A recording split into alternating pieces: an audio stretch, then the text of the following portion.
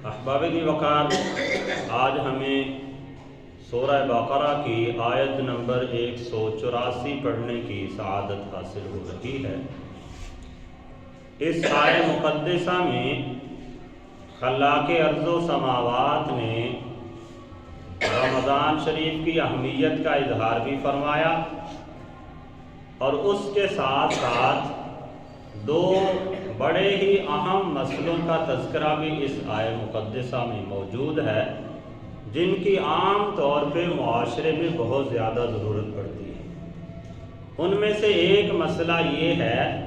کہ کن صورتوں میں بندے کو روزہ مؤخر کرنے کی اجازت ہے، اور دوسرا اہم مسئلہ یہ ہے کہ کس صورت میں بندے سے روزہ معاف ہو جاتا ہے، اسے روزہ چھوڑ دینے کی اجازت ہے۔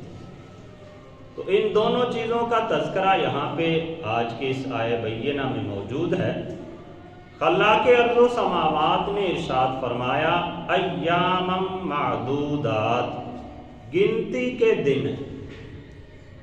یہ رمضان شریف کی اہمیت کا اظہار کرنے کے لیے، جب بھی کسی چیز کی اہمیت کا اظہار کرنا مقصود ہوتا ہے تو بندہ اس طرح کے الفاظ بول دیتا ہے، مخصوص نشستیں، تاکہ لوگوں کا میلان جلدی اس کی طرف ہو۔ تو رب تعالیٰ نے بھی گویا کہ مخصوص نشستوں کا اظہار کرتے ہوئے ارشاد فرمایا ایاما معدودات، گنتی کے چند دن ہیں، محدود دن ہیں۔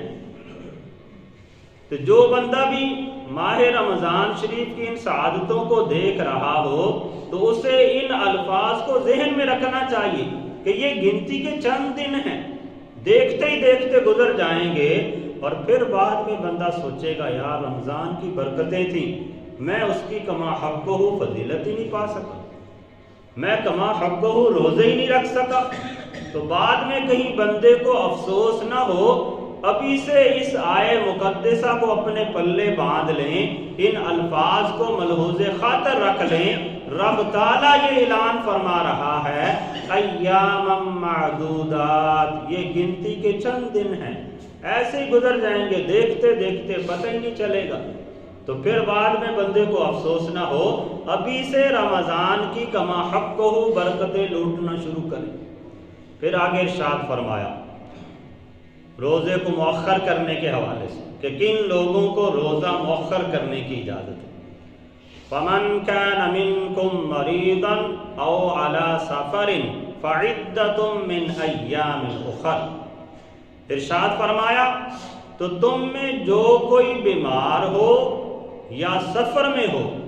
تو اتنے روزے اور دنوں میں رکھے، اتنے دنوں کی گنتی اور دنوں کے اندر پوری کر لیں۔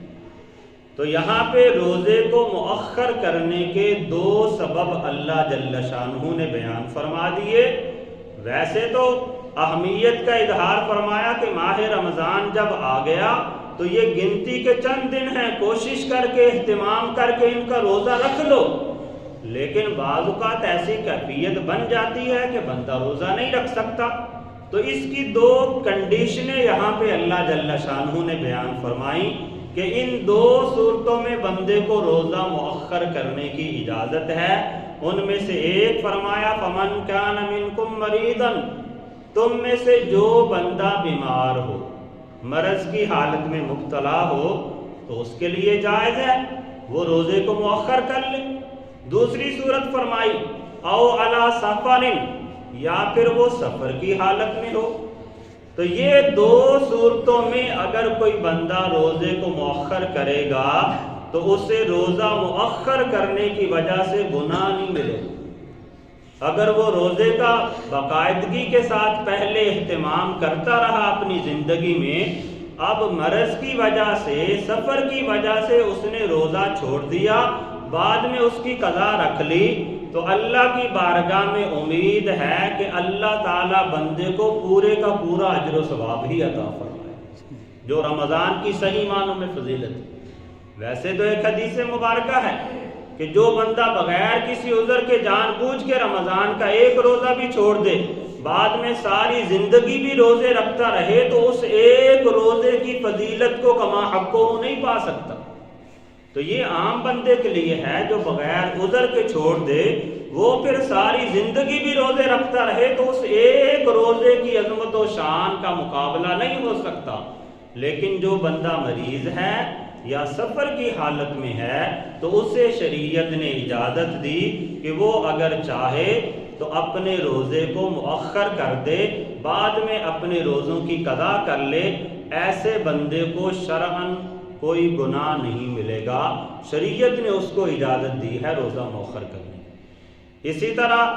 دو صورتیں فقہا نے اس کی تفسیر کے اندر بیان کی۔ مفتی احمد یار خان نعیمی علیہ رحمہ نے تفسیر نعیمی میں بھی اس بات کا اظہار کیا اسی آیت کے تحت کہ جو خواتین میں سے جو حاملہ عورت ہے یا جو دودھ پلانے والی عورت ہے وہ بھی گویا کہ فمن کان منکم مریضن کے تحت آئے گی، کہ اگر دودھ پلانے والی عورت یا حاملہ عورت جسے اپنے بچے کے بارے میں یا اپنی ذات کے بارے میں فکر ہو یا کسی ماہر مسلمان طبیب نے یہ بتایا ہو کہ اگر تم روزہ رکھو گی تو اس کی وجہ سے تمہاری اپنی صحت کو نقصان ہو سکتا ہے یا بچے کی صحت کو نقصان ہو سکتا ہے، تو ایسی صورت میں ان دونوں خواتین کو بھی روزہ مؤخر کرنے کی اجازت دی گئی کہ جو عورت دودھ پلاتی ہے اس کی وجہ سے بھی چونکہ اس کے بدن میں نقاہت آتی ہے، اب اگر وہ روزہ بھی رکھ لے گی تو روزہ رکھنے کی وجہ سے کمزوری کی وجہ سے اس کا دودھ خشک ہونا شروع ہو جائے گا، بیٹے کی بھوک پوری نہیں ہوگی، بچے کی بھوک پوری نہیں ہوگی۔ اسی طرح جو عورت حاملہ ہے وہ اگر روزے رکھنا شروع کر دے گی تو بعض اوقات پہلے ہی بدن میں کمزوری ہوتی ہے، روزے کی وجہ سے مزید کمزوری آئے گی تو جو پیٹ میں بچہ ہے اسے نقصان پہنچ سکتا ہے۔ تو اس وجہ سے مفسرین کرام نے اس آیہ مقدسہ کی تفسیر میں اس بات کو بیان کیا کہ جو عورت بچے کو دودھ پلاتی ہے یا جو عورت حاملہ ہے اگر وہ کمزور ہے، اسے خطرہ ہے یا کسی ماہر مسلمان طبیب نے بتایا ہے کہ روزہ رکھنے کی وجہ سے اتنی کمزوری ہو جائے گی کہ بچے کو یا اس کی اپنی صحت کو نقصان پہنچ سکتا ہے، تو اسے بھی روزہ مؤخر کرنے کی اجازت ہے۔ تو یہ گویا کہ 4 صورتیں بن گئی، ایک جو بندہ مریض ہو، دوسرا جو بندہ سفر کی حالت میں ہو، تیسرا جو عورت حاملہ ہو، اور چوتھا وہ عورت جو بچے کو دودھ پلاتی ہے۔ ان 4 کیٹیگری کے لوگوں کو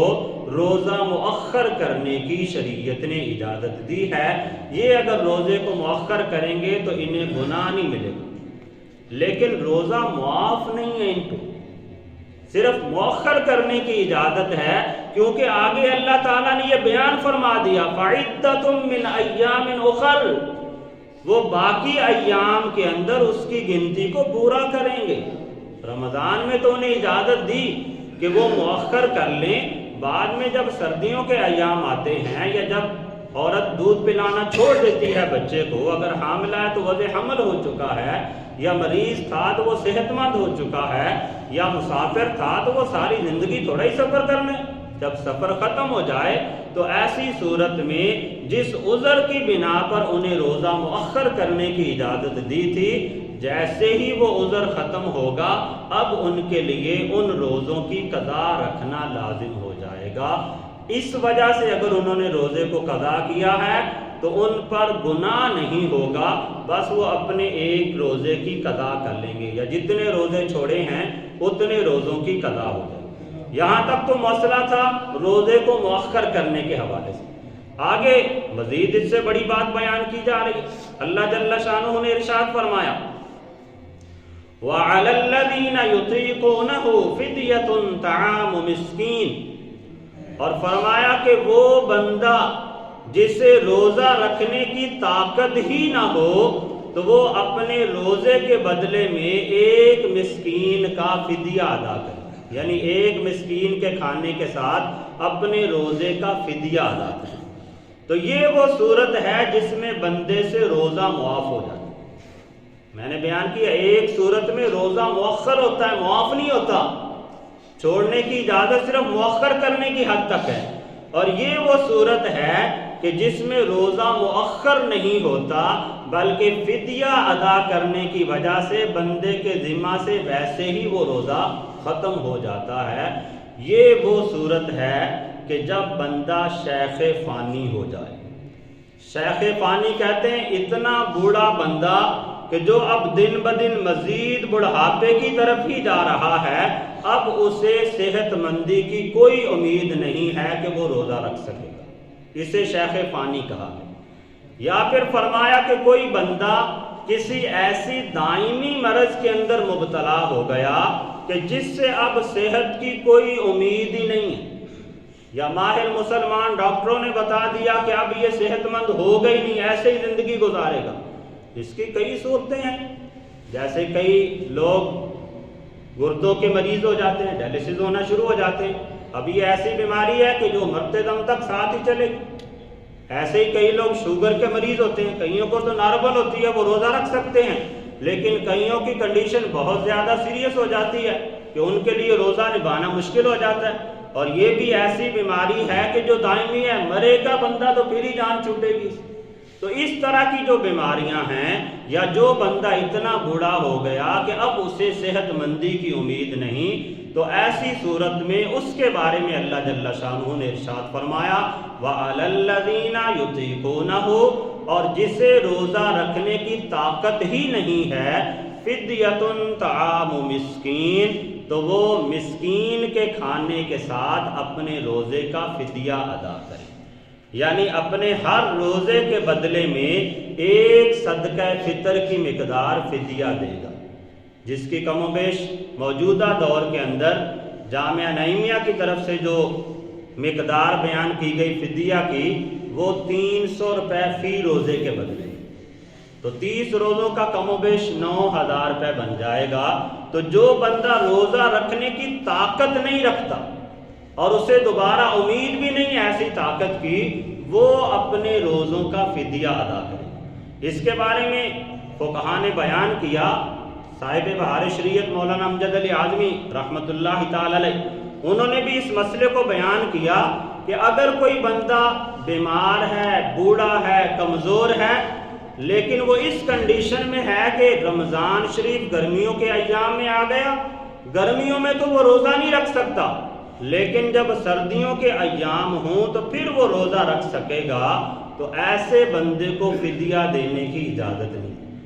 اس کے لیے حکم یہ ہے کہ وہ روزہ مؤخر کرے گا۔ گرمیوں میں روزے تھے، ان دنوں میں وہ نہیں رکھ سکا، چونکہ دن لمبا ہوتا ہے، گرمی زیادہ ہوتی ہے، 2-4 مہینوں کے بعد سردیاں آئیں گی، دن بھی 2-3 گھنٹے چھوٹا ہو جائے گا، موسم بھی نارمل ہو جائے گا، تو اگر وہ سردیوں میں روزہ رکھ سکتا ہے تو ایسی صورت میں بھی اسے فدیہ دینے کی اجازت نہیں ہے، بلکہ وہ اپنے روزے کو مؤخر کرے گا۔ اور ایک صورت یہ بھی بیان کی صاحب بہار شریعت نے کہ اگر کوئی بندہ کسی دائمی بیماری میں مبتلا تھا، اسے صحت مند ہونے کی امید نہیں تھی، یا اتنا بوڑھا تھا کہ اس سے دوبارہ طاقت ملنے کی، روزہ رکھنے کی استطاعت کی امید نہیں تھی، کہ اس نے اپنے روزوں کا فدیہ ادا کر دیا، روزے چھوڑ دیے، فدیہ ادا کر دیا، لیکن بعد میں رب تعالیٰ قادر کریم ہے، اگر اللہ تعالیٰ نے اسے صحت دے دی، وہ تندرست ہو گیا، اسے روزہ رکھنے کی استطاعت ہو گئی، تو ایسی صورت میں اسے پھر بھی روزوں کی قضا کرنی پڑے گی۔ وہ جو اس نے فدیہ دیا وہ نفل صدقہ کے درجے میں چلا جائے گا، اور اسے اپنے روزوں کی قضا لٹانا پڑے گی۔ تو پتہ چلا کہ یہ روزہ جو فدیے والا مسئلہ ہے، ایسا نہیں ہے کہ تھوڑا سا بندہ بوڑھا ہوگا تو بس روزے چھوڑ دیا اور فدیہ دے دیا، ذرا سی بیماری لگی تو کہا جی میں تو روزہ رکھ ہی نہیں سکتا، فدیہ دے دیا۔ یہ اس صورت میں اللہ نے فرمایا وَعَلَى الَّذِينَ يُطِيقُونَهُ، جسے روزہ رکھنے کی طاقت ہی نہ ہو، اور اللہ تعالیٰ جانتا ہے کسے طاقت ہے یا کسے نہیں ہے، اس سے کون سی بات چھپی ہے، وہ تو علیم بذات الصدور ہے۔ تو واقعتاً جو بندہ ایسا ہے کہ جسے طاقت نہیں ہے، اسے اجازت ہے کہ وہ اپنے ہر روزہ کے بدلے میں فدیہ ادا کرے، اور فدیہ میں نے بتایا کہ ایک مسکین کا کھانا، یعنی ایک صدقہ فطر جو گندم کے اٹے کے حساب سے کم و بیش 300 روپے بنتا ہے، اگر کھجور کے ذریعے ادا کرے گا یا منقع کے ذریعے یا جو کے ذریعے ادا کرے گا تو اس کی جو کم و بیش 4 کلو گرام کی قیمت بنتی ہے موجودہ ویلیو کے حساب سے، اس حساب سے وہ ایک روزے کی فدیہ ادا کرے گا، اور پھر جتنا 30 روزوں کا بنے گا اس حساب سے دے دے گا۔ تو گندم اور اس کے اٹے کے حساب سے کم و بیش 300 روپے ایک روزے کا بنتا ہے۔ پھر آگے ارشاد فرمایا فَمَن تَطَوَّعَ خَيْرًا فَهُوَ خَيْرٌ لَهُ، اور جو اپنی طرف سے نیکی زیادہ کرے تو اس کے لیے بہتر ہے، یعنی ایک روزے کے بدلے میں ایک فدیہ دینا تو لازم ہے، اور وہ میں نے بیان کیا کہ 300 روپے گندم کے اٹے کے حساب سے، لیکن یہ کم از کم ہے۔ فرمایا فَمَن تَطَوَّعَ خَيْرًا فَهُوَ خَيْرٌ لَهُ، جو نیکی کے اندر زیادتی کرنا چاہتا ہے اس کے لیے فائدہ ہے کہ وہ 300 روپے کے بدلے میں ایک روزے کا 500 روپے ادا کرے، اسے اللہ نے مال دیا ایک روزے کا 1000 روپے ادا کرے، وہ اٹے کے ساتھ فدیہ نہ دے بلکہ منقع کے حساب سے فدیہ دے، تو جس قدر زیادہ دے گا اسی قدر اسے زیادہ اجر و ثواب ملے گا، کیونکہ اللہ تعالیٰ نے فرمایا فَمَن تَطَوَّعَ خَيْرًا فَهُوَ خَيْرٌ، جو نیکی میں اضافہ کرے گا اس کے لیے زیادہ بہتری ہے۔ پھر آگے ارشاد فرمایا وَأَن تَصُومُوا خَيْرٌ لَكُمْ إِن كُنتُمْ تَعْلَمُونَ، اور روزہ رکھنا تمہارے لیے بھلا ہے، اچھا ہے اگر تم جانو، یعنی اگر تمہیں روزے کی قدر کا علم ہو جائے تو پھر تمہارے لیے روزہ رکھنا ہی بہتر ہے۔ مفسرین کرام نے بیان کیا کہ اس جملے کا تعلق پیچھے ہے جو ارشاد فرمایا کہ جو بندہ مریض ہے یا سفر میں ہے تو اسے چونکہ روزہ مؤخر کرنے کی اجازت دی گئی، تو اگر وہ مؤخر کرے گا تو گناہ گار تو نہیں ہوگا، لیکن فرمایا ان کے لیے تنبیہ فرمائے گی وَأَن تَصُومُوا خَيْرٌ لَكُمْ، کہ جو ہلکے پھلکے مرض میں مبتلا ہے اگر تھوڑی سی مشقت کے ساتھ روزہ رکھ سکتا ہے تو رکھ لے، سفر کے اندر ہے اگرچہ سفر میں اسے چھوٹ دی گئی لیکن اگر وہ روزہ رکھ لے تو یہ اس کے لیے بہتر ہے، تو اسے اللہ جل شانہ نے بیان فرمایا وَأَن تَصُومُوا خَيْرٌ لَكُمْ إِن كُنتُمْ تَعْلَمُونَ، کہ جو بندہ مریض ہے یا جو بندہ سفر کی حالت میں ہے وہ اگر کچھ مشقت برداشت کر کے روزہ رکھ لے تو یہ اس بندے کے لیے زیادہ بہتر ہے روزہ کو مؤخر کرنے سے۔ اللہ تعالیٰ کی بارگاہ میں دعا ہے کہ اللہ تعالیٰ ہم سب کو قرآن و سنت کا فہم عطا فرمائے اور قرآن و سنت کے مطابق اپنی زندگی بسر کرنے کی توفیق